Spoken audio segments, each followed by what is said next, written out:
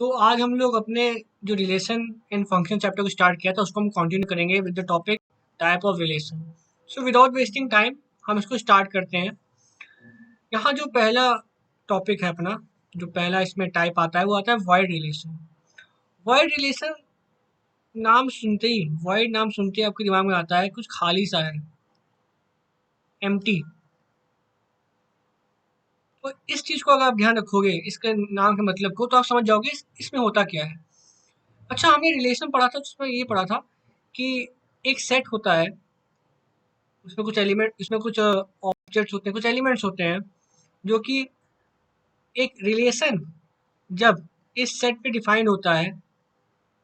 Relation मतलब कि एक कंडीशन मैंने दे दी, कुछ ऐसे ऐसे मैं कंडीशन दे दी।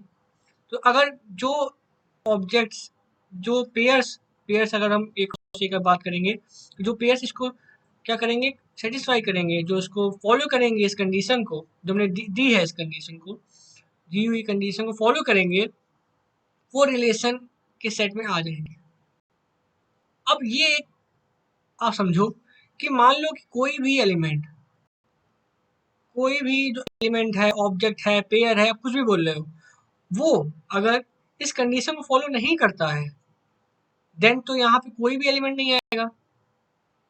तब हम बोल सकते हैं कि कोई भी एलिमेंट जो है वो सबसेट नहीं है इसका।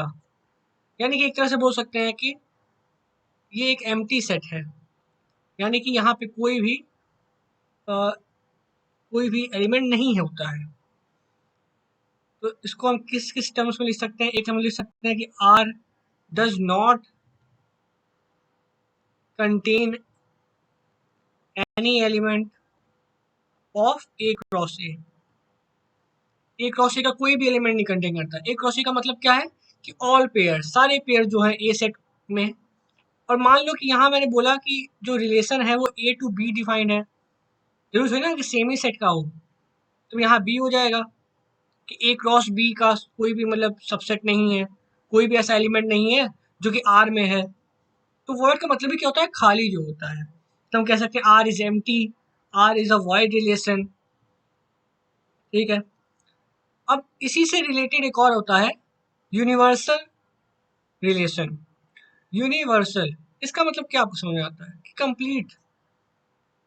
कंप्लीट यानी कि यूनिवर्स का मतलब क्या होता है? यूनिवर्स में सब कुछ आता है, प्लैनेट्स आ गए, है ना? उसी से रिलेट करो कि कंप्लीट है, ये पूरी तरह से कंप्लीट है। तो उसको आप कैसे कह सकते हो, कैसे आप डिफाइन कर सकते हो कि लेट ए, अगर हम लेट करें कि ए कोई सेट है, एंड एंड देन हम कह सकते हैं कि ए क्रॉस ए क्या होगा? उसका कार्टेशियन प्रोडक्ट होगा। कार्टेशियन प्रोडक्ट होगा ए क्रॉस ए, जो उसका कार्टेशियन प्रोडक्ट है। अगर उसके सारे अगर उसके सारे पेयर्स जो हैं, सारे जो कोऑर्डिनेट्स हैं, वो सब आ जाए रिलेशन, वो सब रिलेशन को फॉलो करते हैं, जो हमने कंडीशन दी है रिलेशन की उसको फॉलो करते हैं, तब हम कह सकते हैं कि वो एक यूनिवर्सल रिलेशन कर रहा है। इसका एक एग्जांपल मैं देता हूँ जिससे आपको और सारी समझ में आएगा। मैंने एक एग्जांपल यहाँ पे दिया कि A is equal to 1 2 3 4 5 and 6। अब मैं कह रहा हूँ कि R is R is a relation defined on set A and it is defined by, अगर ऐसे लिखे, it is defined by R is equal to A comma B belong to R such that mod A minus mod B is greater than 0। ये मैंने एक आपको क्या दे दिया, एक एग्जांपल दिया। अब इसको कैसे समझते हैं? देखो, मैंने क्या कहा था कि रिलेशन क्या होता है? एक कंडीशन यहाँ दी जाती है, जैसे यहाँ एक कंडीशन दे दी। अब इसका मतलब क्या है? इस चीज का मतलब क्या है? इसका मतलब ये है कि ए कॉमा बी जो है, ए कॉमा बी है, वो रिलेशन में आएगा, यानी कि रिलेट करेगा, इस रिलेशन वाले सेट में आएगा। कब आएगा? तब आएगा जब ये इस कंडीशन को फॉलो करे, ये जो कंडीशन में दी है इसको फॉलो करे। तो अब यहाँ पे अगर आप देखो, ए माइनस बी का मॉड ग्रेटर देन 0। अब हर एक टर्म इस चीज को फॉलो कर रहा है, यानी कि किसी का भी डिफरेंस ऐसा नहीं है जो 0 से कम हो या 0 बराबर हो। सब 0 से बड़े हैं, या तो 0 या तो आप 1 1 ले लो। अगर 1 भी ले लोगे आप, तो वो भी क्या आएगा, 1 माइनस 1 इक्वल टू 0 आएगा। यानी कि सारे पेयर्स, सब जितने भी एलिमेंट हैं इसमें, सब इसको फॉलो कर रहे हैं। तो जब सब फॉलो कर रहे हैं, तब तो आर में सारे एलिमेंट आ जाएंगे। इसका मतलब कि ए क्रॉस ए में जितने भी पेयर्स होंगे, यानी कि 1,1 एक पेयर हो गया, 1,2 एक पेयर हो गया, 1,3 ऐसे ऐसे करके 2,1, फिर ऐसे करके जितने भी पेयर्स बनेंगे, वो सब ही इसको फॉलो करेंगे, और सब फॉलो कर रहे हैं, इसका मतलब यूनिवर्सल रिलेशन है। ओके, देन अगर एक चीज आप यहाँ नोट करिए, अब मैंने यहाँ एक चीज लिखी हुई है कि लार्जेस्ट रिलेशन ऑन सेट क्या होता है। अगर एक सेट दे दिया मैंने ए, अच्छा मैं एक चीज बताता हूँ, अगर मैं कह रहा हूँ कि आर इज डिफाइंड ऑन ए, तो इसका मतलब है कि यहाँ पे ए क्रॉस ए की बात की जा रही है। ओके, अगर मैं कह दूं कि R is defined from A to B, तो यहाँ पे ए क्रॉस बी होगा, यानी कि यहाँ दो सेट हो गए जो कि ए बी है। क्योंकि यहाँ पे सेम सेट है, तो हम कह देते हैं कि डिफाइंड ऑन ए। ओके, तो अगर मैं किसी भी सेट पे कह रहा हूँ कि लार्जेस्ट रिलेशन क्या हो सकता है उस सेट पे, तो मैं ये कहूँगा ना कि लार्जेस्ट रिलेशन तो पूरे उसके सारे पेयर्स जो होंगे, इस चीज़ के सारे पेयर्स जो होंगे वो आ जाए अगर सेट में, तो लार्जेस्ट रिलेशन हो जाएगा। सब अगर फॉलो कर रहे हैं तो वो किस में होता है, वो तो यूनिवर्सल में होता है। तो इसका मतलब कि यहाँ पे यूनिवर्सल हो गया।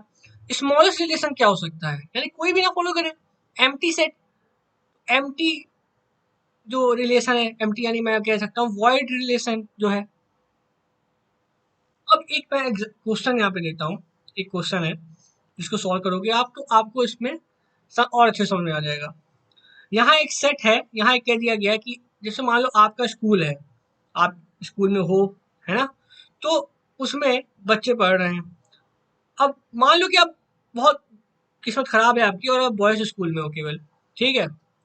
तो बॉयज स्कूल में हो आप, और वहां पे मैं आपसे पूछता हूँ कि आर एक रिलेशन डिफाइंड है such that A is sister of B, A is sister of B. Then आप ये बताओ, बॉयज स्कूल में कोई लड़की तो होगी नहीं, तो ए सिस्टर ऑफ बी कैसे हो सकता है। तो इसका मतलब ये तो होएगा ना कि ये एम्प्टी होगा सेट, क्योंकि जिसको आप यहाँ लिखोगे इस जगह पे कि सिंस स्कूल,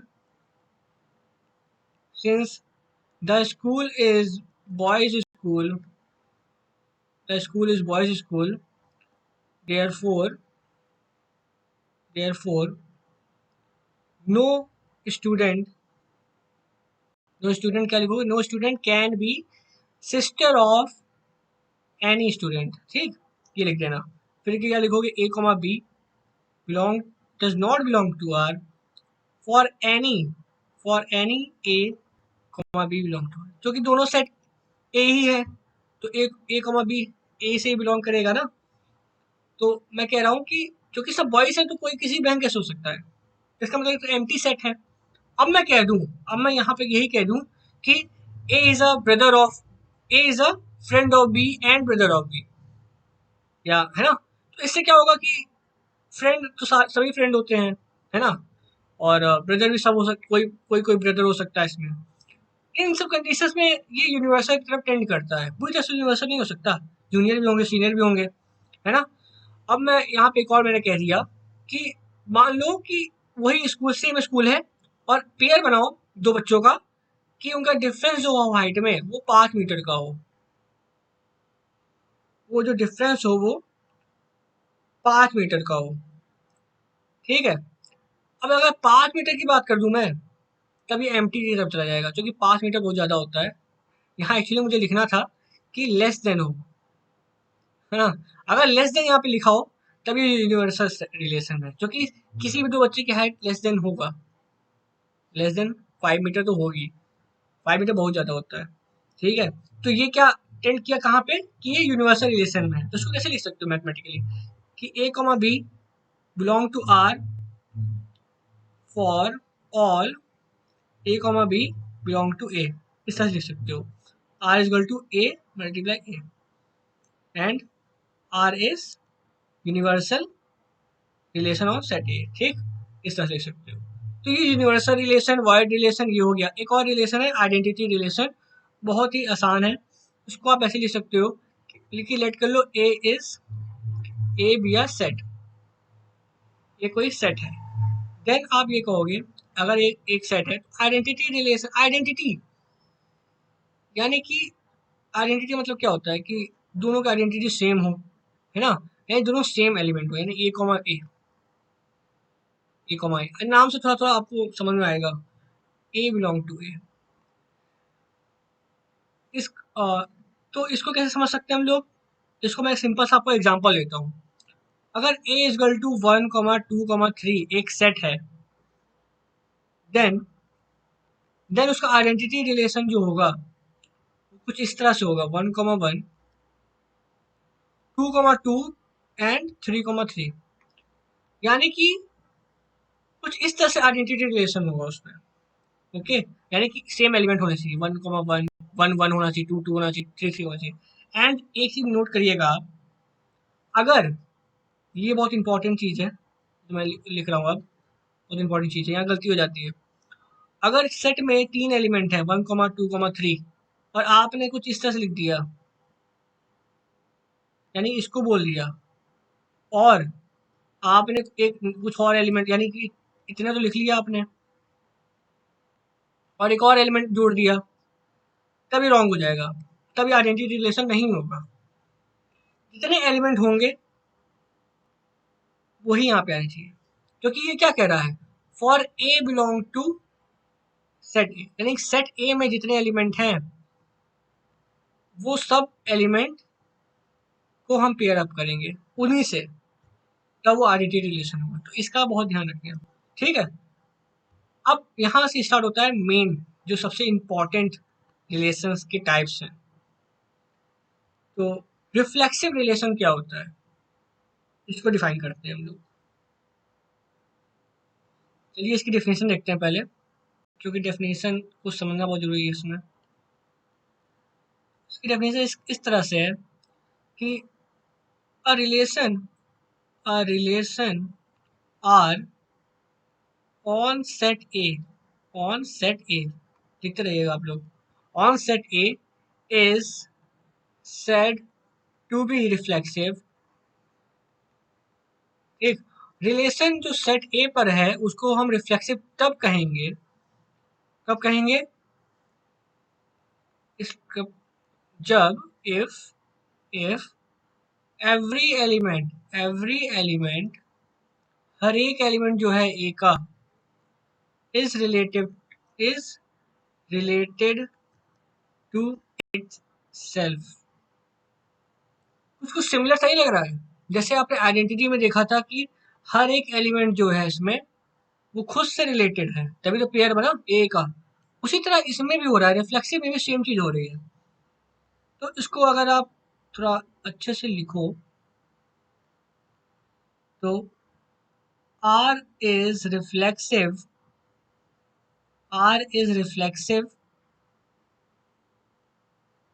तो हम लिख सकते हैं A belong to R for all A belong to A. ठीक, अब अब रिलेशन आर जो होगा सेट पे वो रिफ्लेक्सिव कब नहीं होगा, ये समझो। जब कोई ऐसा एलिमेंट एग्जिस्ट करेगा, देखो देखो सेट में मान लो आपको मैं सेट दिया 1,2,3, बहुत इंपॉर्टेंट है ये समझना, 1,2,3 दिया, ठीक है। अब यहाँ पे मैं, यहाँ से हमें दो चीज पता चलेगी, एक तो हमें डिफरेंस पता चलेगा, डिफरेंस क्या है बिटवीन रिफ्लेक्सिव एंड आइडेंटिटी, और इससे भी पता चलेगा कि आइडेंटिटी कब होगा और रिफ्लेक्सिव कब होगा, मतलब कि रिफ्लेक्सिव कब नहीं होगा, ये पता चल जाएगा। अच्छा, रिफ्लेक्सिव को आप ऐसा समझो कि ये बहुत ही अ, क्या बोल सकते हो, जेंटलमैन टाइप का बंदा है, जेंटलमैन कह सकते हो, जो अपने मॉरल्स को रखा रहता है। मॉरल्स यानी कि वो सब कुछ करेगा लेकिन उसके जो मेन जो है मॉरल्स उसको नहीं छोड़ेगा। इसके मॉरल्स क्या है ये, यानी कि 1,1 2,2 3,3 इसके नियम है, इसके मॉरल्स हैं, इसको ये नहीं छेड़ेगा। अब इसके अलावा इसके पास कोई भी एलिमेंट आ जाए, है ना, कोई भी एलिमेंट आ जाए वो रख लेगा, कोई दिक्कत की बात नहीं है। ये केवल जो तीन है, ये तीन नहीं, यही तीन नहीं, यानी कि मैं अगर बोलूँ यहाँ पे कि ए कोई सेट है जिसमें A B C D E F G H I J element है, तब उनके पेयर्स यानी A B B C C D D ऐसे ऐसे पेयर्स होने चाहिए। जितने एलिमेंट होंगे उनके पेयर्स तो होंगे यहाँ पे, उसके अलावा जितने भी होंगे उससे मतलब नहीं है। ये क्या है? ये रिफ्लेक्सिव है। ये क्या है? ये रिफ्लेक्सिव है। आइडेंटिटी, आइडेंटिटी में क्या आ जाता है? मैंने जैसे पहले पीछे पढ़ा था कि यही तीन होने चाहिए, बस यही तीन होने चाहिए, इसके अलावा नहीं कुछ। आइडेंटिटी सख्त टाइप का, एकदम सख्त, यानी कि जो है वो है, उसके अलावा कुछ नहीं चाहिए। जो मेरे पास है वही मैं लूंगा, एकदम सख्त है। तो ये यानी कि केवल इतने होने चाहिए। रिफ्लेक्सिव में 1,1, 2,2, 3,3 यानी जो एलिमेंट, जो सेट में जितने एलिमेंट है उसके पेयर्स जो है वो तो होने चाहिए, उसके अलावा जितने भी हैं उससे उसको कोई फर्क नहीं पड़ता, ये तीन जरूर है। तो मैं अगर यहाँ पे बताऊं, एक चीज लिखूं कि कब कब कह सकते हैं कि कोई सेट जो है वो रिफ्लेक्सिव नहीं है, जब आपको इस तरह से दिखे कोई सेट, ठीक है, इतना हो, यानी कि, और मैं कह सकता हूँ कि मान लो यहाँ पे 4 होता है ना, मान लो 4 होता, और मैं तब लिखता, तब मैं अगर ये लिखता 1,1, 2,2, 3,3, है ना, इस तरह से लिखता, तब ये गलत हो जाता, क्योंकि यहाँ पे एक एलिमेंट आ गया 4, तो यहाँ पे 4,4 का पेयर भी होना चाहिए, और उसके अलावा तुम चाहो 2,1, 2,3 तब लिख लो, कोई फर्क नहीं पड़ता रिफ्लेक्सिव को। लेकिन जो आइडेंटिटी है ना, वो बहुत सख्त है, उसको 1, 2, 3, 4 है तो 1, 2, 3, 4 का पेयर चाहिए, और उसका कुछ नहीं चाहिए भैया, ठीक है। तो ये होता है रिफ्लेक्सिव। अच्छा, रिफ्लेक्सिव का मैं आपको एक एग्जांपल देता हूँ, इससे रिलेटेड क्वेश्चंस भी आते हैं। मैंने कह दिया मैंने कह दिया कि एल एक सेट है, set of set of all lines in a plane, यानी प्लेन में जितनी भी लाइनें हैं उनका सेट है ये, ठीक। अब रिलेशन जो है ऑन एल डिफाइंड होता है बाई रिलेशन किस तरह से डिफाइंड है, L1, L2 belong to R such that L1 is parallel to L2, ये इसका क्या रिलेशन है। अच्छा, इससे आप क्या समझते हैं पहले मैं समझाता हूँ, ठीक है। क्वेश्चन आपको कुछ इस तरह से दिया है कि L is a set of all lines in a plane, और इस सेट पे एक रिलेशन को डिफाइन कर दिया गया है, जो कि कुछ इस तरह से दिख रहा है। अब इसको आप जब देखोगे आपके दिमाग में क्या समझ में आएगा कि यहाँ एक पेयर बनेगा, L1 L2 से मतलब है कि दो लाइन का, जब वो दोनों लाइन पैरेलल होंगी, ठीक है। अच्छा, अब ये बताओ अब ये बताओ क्या ये रिफ्लेक्सिव हो सकता है? क्या रिफ्लेक्सिव हो सकता है? मैं कहूंगा हो सकता है। क्यों होगा? क्योंकि इसमें L, मैं अगर बोल दूं, मैं अगर एक एल्जेब्रिक वे में इसको आपको समझाऊं, एल्जेब्रा के शब्दों में समझाऊं कि मान लो L सब लाइनों को डिफाइन कर रहा है, ठीक, L, देन L2 आएगा ना इसमें, सिंस सिंस एवरी लाइन, हर एक line every line is parallel to itself, समझे? हर एक लाइन जो होती है वो खुद के पैरेलल होती है ना, खुद के तो पैरेलल होती है। थोड़ा सा नया चीज सुनने में आ रहा होगा आप लोग को, कुछ लोग को, सबको नहीं। हर एक लाइन खुद के पैरेलल होती है, क्योंकि पैरेलल का मतलब क्या हो गया कि डिस्टेंस जो होनी चाहिए कांस्टेंट होनी चाहिए, है ना, डिस्टेंस जो होनी चाहिए वो कांस्टेंट होनी चाहिए दोनों के बीच में, ठीक है। और देखो यहाँ पे 0, 0, 0, 0 है, तो पैरेलल है। तो हर एक लाइन एक दूसरे पैरेलल होती है, तो इसका मतलब कि अगर यहाँ पे 4 लाइनें हैं, L1, L2, L3, L4, तो L1, का पेयर, और हर एक लाइन का पेयर आएगा इसमें, और उसके बाद जरूर कुछ और भी हो, उल्टा पुल्टा हो जाए, यानी L1 L2 के पैरेलल हो, L2 L1, उससे मतलब नहीं है, केवल जितने एलिमेंट है ना उनका पेयर, ठीक, ये रिफ्लेक्सिव को डिफाइन करता है। ओके, तो ये रिफ्लेक्सिव होता है। तो एक तरह से अगर समझा जाए, यहाँ पे वापस आए ऊपर, तो हम ये कह सकते हैं कि जो आइडेंटिटी रिलेशन होता है वो क्या होता है, वो रिफ्लेक्सिव हो सकता है, होता है, हो सकता नहीं, होता है। क्यों? क्योंकि इसमें तो यार ये सेट के सारे पेयर आते ही हैं। लेकिन रिफ्लेक्सिव जो है ना, वो आइडेंटिटी नहीं होता है। क्यों? क्योंकि आइडेंटिटी क्या है, सख्त है, उसको उतने ही चाहिए जितने हैं। और रिफ्लेक्सिव तो दयालु टाइप का बंदा है, अपने आ गए, बाकी कोई भी आए, कोई भी जाए, कोई मतलब नहीं। ठीक है, उसमें ये सब भी आ गए, तो वो उसको आइडेंटिटी तो नहीं चाहिए ना। तो आइडेंटिटी रिफ्लेक्सिव हो सकता है, रिफ्लेक्सिव आइडेंटिटी नहीं हो सकता है। ओके, अब आता है सिमेट्रिक रिलेशन। इसकी पहले डेफिनेशन देखते हैं हम लोग। डेफिनेशन, तो इसकी डेफिनेशन कुछ इस तरह से है कि अगर एक relation R on set A, यानी कि रिलेशन आर जो सेट ए पे डिफाइन किया हमने, ठीक, इस सेट टू बी सिमेट्रिक, यानी उसको सिमेट्रिक तब कहा जाएगा, इफ एंड ओनली इफ, तभी कहा जा सकता है जब A comma B belong to R, यानी समझ रहे, मैं बता रहा हूँ, A comma B belong to R and implies that b comma a belong to r for all a comma b belong to a। अब ये मैंने बोला है और लिखा है, इसका मतलब क्या है समझते हैं। ठीक है, ये चीज ये बोल रही है कि a कॉमा बी, अगर आर मतलब मैंने आर एक सेट बोला, ठीक, एक सेट बोल रही है।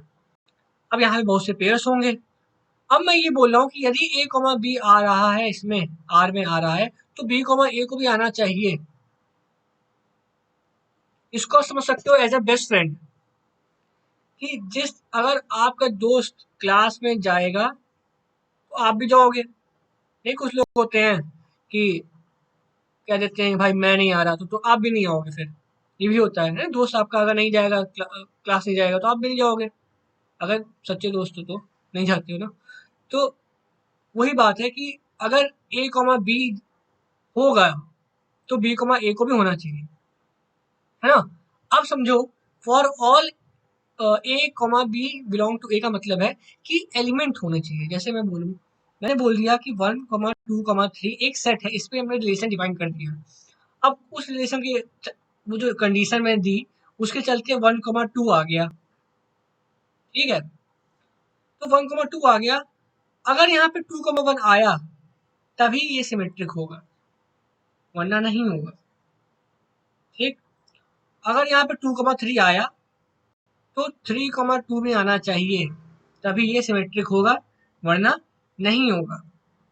ठीक है, तो इस तरह से समझ सकते हो आप लोग कि 1, 2 होगा तो 2, 1 भी होना चाहिए, 2, 3 होगा तो 3, 1 भी होना चाहिए, 3, 2 भी होना चाहिए। ठीक, सिमेट्रिक। सिमेट्रिक का मतलब क्या होता है कि हमने डिवाइड कर दिया, तो जितना एरिया ये है उतनी एरिया ये भी है, मैं बराबर हूँ। ठीक है, तो ए कॉमा बी का सिमेट्रिक क्या होगा, बी कॉमा ए, यानी मिरर, एक तरह से मिरर बना दिया। ठीक है, तो सिमेट्रिक का मतलब ये होता है। अब अगर हम देखें तो आइडेंटिटी आपने पढ़ी थी, आइडेंटिटी रिलेशन, अगर आपको याद है तो तुरंत मेरे लिखने से पहले आप याद सोच लो उसके बारे में क्या था, तो आपको रिवाइज हो जाएगा ना। तो आइडेंटिटी रिलेशन क्या था, 1, 1, 2, 2, 3, 3 था। ओके, ये था। अब मैं ये बोलूं कि क्या ये सिमेट्रिक है, क्या ये सिमेट्रिक है, आंसर कमेंट में लिख दो तुरंत। तो यस, हाँ ये सिमेट्रिक है। क्यों? क्योंकि 1, 1 जो है, अगर हम इसको मैं आर कह रहा हूँ, तो 1, 1 बिलोंग कर रहा है आर को, तो मैं क्या इसका सिमेट्रिक पेयर बिलोंग कर रहा है आर को। 1, 1 का सिमेट्रिक होता क्या है, 1, 1 ही होता है, तो वो भी बिलोंग कर रहा है आर को। 2, 2 का बिलोंग कर रहा है आर को, तो इसका सिमेट्रिक क्या हो जाएगा, 2, 2 वो भी बिलोंग कर रहा है। उसी तरह 3, 3, तो आइडेंटिटी जो होता है ना, रिलेशन, वो हमेशा सिमेट्रिक होता है। अब रिफ्लेक्सिव को ना कह देना, क्योंकि रिफ्लेक्सिव में तो क्या है, रिफ्लेक्सिव जेंटलमैन टाइप का होता है। अगर 1, 1, 2, 2, 3, 3 आ रहा है और 2, 1 भी वो ले लेगा, ये भी हो सकता है रिफ्लेक्सिव, क्योंकि इतने तो एलिमेंट आने चाहिए। अच्छा, ये जो है ये ऐसे सेट पे डिफाइन है जिसका एलिमेंट है जो है ना वो 1,2,3 है। ठीक है, इस हिसाब से समझना। तो ये भी रिफ्लेक्सिव है, लेकिन ये सिमेट्रिक है। ये भी क्वेश्चन हो गया एक, क्या ये सिमेट्रिक है? ये नहीं है सिमेट्रिक। क्यों नहीं है? क्योंकि 2,1 बिलोंग कर रहा है इस को, अगर मैं R1 कह दूं, R1 को बिलोंग कर रहा है, बट 1,2 बिलोंग नहीं कर रहा है यार, क्योंकि इसका सिमेट्रिक पेयर नहीं बिलोंग कर रहा है, इसीलिए ये सिमेट्रिक नहीं है, रिफ्लेक्सिव है, जो कि आप देख सकते हो। ठीक है, तो ये हो गया। इसका एक क्वेश्चन किस तरह के आते हैं, एक ऐसा क्वेश्चन इसका भी आता है जैसा उसमें लाइंस का आया था, इसमें भी लाइंस का क्वेश्चन आता है। यदि एल को मैं कह दूं कि ये एक सेट है of all line in plane, यानी प्लेन में जितनी लाइंस हो सकती है उनका ये एक सेट है, और मैं रिलेशन डिफाइन कर दूं कि x, y बिलोंग करेगा R को, such that x is perpendicular y। अब एक्स वाई से कंफ्यूज ना हो जाना, एक्स वाई वही है, लाइन ही है, जैसे उसमें L1 L2 था, यहाँ एक्स वाई केवल वेरिएबल बदला है ना, केवल वेरिएबल बदला है। ठीक है, तो क्या ये सिमेट्रिक होगा? ऑफ कोर्स होगा। क्यों होगा? हर एक लाइन जो होती है, अगर ये L1 या आप x1 कह दो, x2 के अगर परपेंडिकुलर है तो x2 में तो x1 के परपेंडिकुलर होगी। तो अगर x1 x2 कंडीशन को फॉलो करके रिलेशन में जा रहा है, इसमें इस सेट में आ रहा है, तो x2 x1 भी तो आएगा। तो यानी कि सभी जितने भी इसमें सेट, अगर सेट की बात की जाए, इस सेट में जितने भी एलिमेंट होंगे उनके जितने पेयर होंगे सब सिमेट्रिक, उनके सब सिमेट्रिक जो होंगे ना वो सब आ जाएंगे। मैंने क्या कहा, यानी कि अगर x1 x2 x3 कोई पेयर, कोई सेट है, इसमें कोई एलिमेंट है, कुछ कंफ्यूज मैं लिख नहीं पा रहा, x1 x2 x3 अगर कोई एलिमेंट है, ठीक है, एलिमेंट का मतलब लाइंस हैं, तो अगर x1 x2 बिलोंग करेगा एल को, यानी रिलेशन को, x2 x1 भी बिलोंग करेगा रिलेशन को। ओके, समझे? यानी कि हर एक लाइन अगर परपेंडिकुलर है दूसरी लाइन के, तो वो आपस में तो सिमेट्रिक होंगे ना, आपस में तो सिमेट्रिक होगा। x1 x2 अगर बिलोंग कर रहा है आर को, तो x2 x1 भी बिलोंग करेगा आर को, तो ये सिमेट्रिक होता है। ओके, नाउ अब एक और मैं एक चीज बताता हूँ कि जैसे कि मैंने पहले बताया था कि 1,2,3,4, ठीक है, ये मान लो एक सेट है ठीक है, ठीक। अब इसमें एक रिलेशन में डिफाइन करता हूँ, वो क्या है, 1,3, 1,4, 3,1, 2,2, 4,1। ओके, इसको मिटा दो।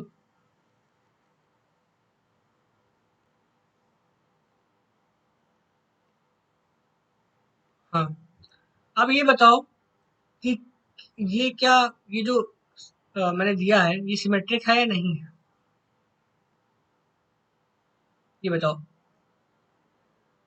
आप ये समझो कि ये जो है सेट वो सिमेट्रिक है। कैसे? 1,3 बिलोंग कर रहा है तो 3,1 ही बिलोंग कर रहा है, 1,4 बिलोंग कर रहा है तो 4,1 ही बिलोंग कर रहा है, 2,2 बिलोंग कर रहा है तो 2,2 भी बिलोंग कर रहा है। ठीक है, सबका सिमेट्रिक पेयर जो है वो बिलोंग कर रहा है। ओके, अच्छा, कोई कोई कह सकता है, अगर आपको यहाँ थोड़ी परेशानी भी हो सकती है इस चीज में, आप बोल सकते हो कि यार सर, 2 एलिमेंट और 4 एलिमेंट है, 2,4 बना, 2,4 तो उसमें आ नहीं रहा है, तो सिमेट्रिक नहीं होना चाहिए। देखो, आपने रिफ्लेक्सिव में पढ़ा था, रिफ्लेक्सिव में, यहाँ पे रिफ्लेक्सिव था कि कि जितने एलिमेंट हैं उन सबका पेयर बनना चाहिए, लेकिन ऐसा यहाँ पे नहीं है, सिमेट्रिक में नहीं है ऐसा। एक मिनट, सिमेट्रिक में नहीं है ऐसा। सिमेट्रिक में केवल इतनी कंडीशन है कि अगर कितने भी एलिमेंट हों, अगर उन एलिमेंट से कोई एक पेयर बनता है और वो पेयर उस सेट में है तो उसका सिमेट्रिक पेयर भी होना चाहिए, बस इतना सा है। यानी ये नहीं कि सभी एलिमेंट का आप पेयर बना के देखो, ऐसा नहीं। ठीक, तो 2,4 अगर बिलोंग कर रहा है तो 4,2 बिलोंग करना चाहिए। अगर 2,4 नहीं बिलोंग कर रहा है तो 4,2 बिलोंग करे, कोई मतलब नहीं है। ठीक, तो ये हो गया अपना एग्जाम्पल, इससे समझ गए आप लोग। अब आता है लास्ट में ट्रांसिटिव रिलेशन। ये भयंकर, इसको समझते हैं। तो इसकी भी हम लोग पहले डेफिनेशन लिखते हैं। तो इसकी डेफिनेशन क्या होगी? इसकी डेफिनेशन ये है कि a relation R on set A is said to be to be to be transitive यानी कि सेट ए पे जो रिलेशन डिफाइंड है, जो सेट ए पे जो रिलेशन डिफाइंड है उसको हम ट्रांसिटिव कब कहेंगे? ट्रांसिटिव तब कहेंगे जब ए कॉमा बी बिलोंग कर रहा है आर को and B comma C belong कर रहा है आर को, देन ए कॉमा सी भी बिलोंग करना चाहिए R. For all A comma B comma C belong to A. ये जो सिंबल होता है ये फॉर ऑल के लिए होता है, बता देना। ठीक, अब यहाँ पे जो कहा गया है इसका मतलब क्या है, मैं ये एक चीज बताता हूँ, मैं आपको ये समझाता हूँ इसका मतलब क्या है। तीन लोग हैं यहाँ पे, ठीक है, तीन फ्रेंड है, ए बी सी, नाम बहुत अजीब है। तो ये मैं कह रहा हूँ कि यदि ए बी दोस्त हैं, ये कहना चाहता है ए बी अगर दोस्त हैं और बी एंड सी भी अगर दोस्त हैं, देन ए एंड सी को दोस्त होना पड़ेगा। यानी इसकी इसकी दोस्ती है, यानी ये इससे हमेशा लगा रहता है साथ में, ये इससे लगा रहता है साथ में, तो ये दोनों भी कभी ना कभी दोस्त बन जाएंगे, कभी ना कभी साथ में आएंगे। ऐसा तो नहीं कि डेली साथ में रहेंगे कुछ बोलेंगे नहीं। तो इस तरह से समझ लो, अगर ए बी सी सेट में है और एक रिलेशन मैंने डिफाइन किया, उस रिलेशन के चक्कर में हुआ क्या कि ए कमा बी और बी कमा सी आ गया सेट के अंदर। ठीक, देन अगर ए कमा सी आ गया सेट में, है ना, वो भी आ गया, तब इसको हम क्या कहते हैं? ट्रांसिटिव। नहीं आया तो नहीं कहेंगे ट्रांसिटिव। तो ये है ट्रांसिटिव का पूरा गेम। अब इसको एग्जांपल से समझते हैं तब और अच्छे से समझ में आएगा। इसका जो पहले मैं एग्जांपल ये दूंगा कि मान लो n जो है वो क्या है? सेट है ऑफ ऑल नेचुरल नंबर्स। ठीक, अब एक रिलेशन डिफाइंड हुआ इस पे, और मैं बोल रहा हूँ कि एक्स वाई एलिमेंट है, जो मतलब कि नंबर्स हैं इसमें। तो X comma Y belong to R such that X divides Y for all का सिंबल होता है ये, for all X comma Y belong to N. ठीक, यानी कि एक्स कॉमा वाई अगर नंबर्स को डिनोट कर रहा है जो कि एन सेट में आते हैं, तो एक्स कॉमा वाई पेयर बिलोंग करेगा आर को, यानी आर सेट को, जब एक्स डिवाइड करेगा वाई को। मतलब समझा आपने? मतलब ये है कि 3 डिवाइड करता है 9 को। ठीक है, नहीं पता तो 3 3 जा 9 होता है। ठीक, तो इसका मतलब 3,9 जो है स्पेयर में आएगा। ओके, अब ये बोल रहा है कि ये बताओ कि यार ये ट्रांसिटिव है या नहीं है, ये बताओ, ये ट्रांसिटिव है या नहीं है, ये बताओ। तो यहाँ से मैं पता लगाते हैं, ठीक, हम साथ में पता लगाते हैं कि ट्रांसिटिव है या नहीं है। अगर कोई नंबर x है और वो डिवाइड कर रहा है y को, तो हम लिख सकते हैं कि y जो होगा वो कोई x मल्टीप्लाई कोई ए नंबर होगा। अगर नहीं समझ में आया आपको ये कि तो 3 डिवाइड करता है 9 को, तो हम लिख सकते हैं 9 को क्या लिख सकते हैं 3 मल्टीप्लाई 3, यानी 3 से मल्टीप्लाई होकर 9 आया। तो उसी तरह से एक्स भी किसी से मल्टीप्लाई होकर वाई आया होगा ना। तो मैं इस तरह समझा रहा हूँ थोड़ा अलजेब्रा के वे में।